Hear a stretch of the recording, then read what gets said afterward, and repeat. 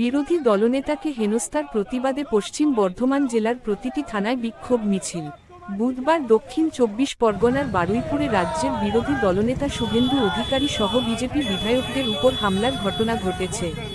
তারই প্রতিবাদে বৃহস্পতিবার বাংলার অন্য জায়গার পাশাপাশি আসানসোল মহকুমায় রাস্তা নেমে সরব হল বিজেপি। এদিন বিজেপির আসানসোল উত্তর মণ্ডল ২ এর পক্ষ থেকে আসানসোল দক্ষিণ থানা ঘেরাও করা হয়। বিজেপি মণ্ডল ২ এর বিজেপি নেতা ও কর্মীরা জিটি রোডের আসানসোল বাজার কার্যালয় থেকে একটি বিক্ষোভ মিছিল করেন। মণ্ডল সভাপতি সুদীপ চৌধুরীর নেতৃত্বে হওয়া এই মিছিল থেকে তৃণমূল কংগ্রেস ও সরকার বিরোধী স্লোগান দেওয়া হয়। জিটি রোড হয়ে সেই মিছিল আসানসোল দক্ষিণ থানার সামনে আসে। সেখানে থানা ঘেরাও করার পাশাপাশি জিটি রোড অবরোধ করে বিক্ষোভ দেখানো হয়। অভিজিৎ রায় বলেন, রাজ্যে যা হচ্ছে তা কখনোই সহ্য করা যাবে না। তিনি বলেন, গতকাল বিরোধী দলনেতার উপর যেভাবে আক্রমণ করা হয়েছে তাতে বোঝা যাচ্ছে যে তৃণমূল এখানে কতটা আতঙ্কিত হয়ে পড়েছে। এদিন এর বিরুদ্ধে রাস্তা অবরোধ করা হচ্ছে। ভবিষ্যতেও শুভেন্দু অধিকারীর উপর কোন ধরনের হামলা চালানো হলে তার বিরুদ্ধে ব্যাপক আন্দোলন করা হবে। একইভাবে এদিন বিরোধী দলনেতা শুভেন্দু অধিকারী সহ বিজেপির বিধায়কদের উপর তৃণমূলের গুন্ডাবাহিনীর আক্রমণের প্রতিবাদে বারাবণী মণ্ডল ৪-এর পক্ষ থেকেও সালানপুরের দেন্দুয়া মোড়ে বিক্ষোভে দেখানো হয়। এর নেতৃত্বে ছিলেন জেলা সম্পাদক অভিজিৎ রায়।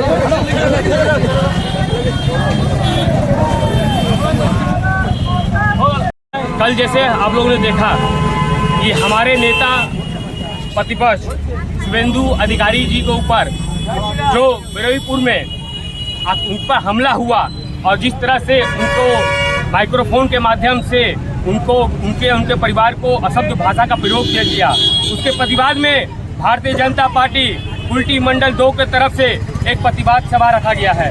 रोड अवरोध करने का प्रोग्राम हम लोग रखे थे। आगे आप लोग का क्या प्रोग्राम रहेगा इसके बाद? आगे क्या प्रोग्राम है? ये पश्चिम बंगाल है, पश्चिम बंगाल का इतिहास है, ये प्रतिवाद की भूमि है। अगर जब पश्चिम बंगाल पर कोई भी अत्याचार करेगा, अन्याय करेगा, उसके खिलाफ भारतीय जनता पार्टी सड़क से लेकर संसद तक लड़ाई करने का काम करेगी।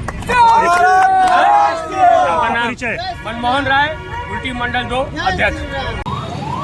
आज के विरोधी दलनेता शुभेंदु अधिकारी सह যে এমএলএর উপর বর্বরচিত আক্রমণ করেছিল তৃণমূলের গুন্ডা বাহিনী, তার প্রতিবাদে আমরা সালানপুরের তেন্দুয়া মোড়ে পথ অবরোধ করেছিলাম।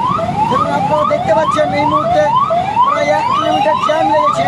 আমরা জনগণের কাছে এই জন্য ক্ষমা চেয়ে নিচ্ছি সময় ত্রুটির জন্য, কিন্তু এই যে বিরোধিতা করতে আমরা বাধ্য হয়েছি।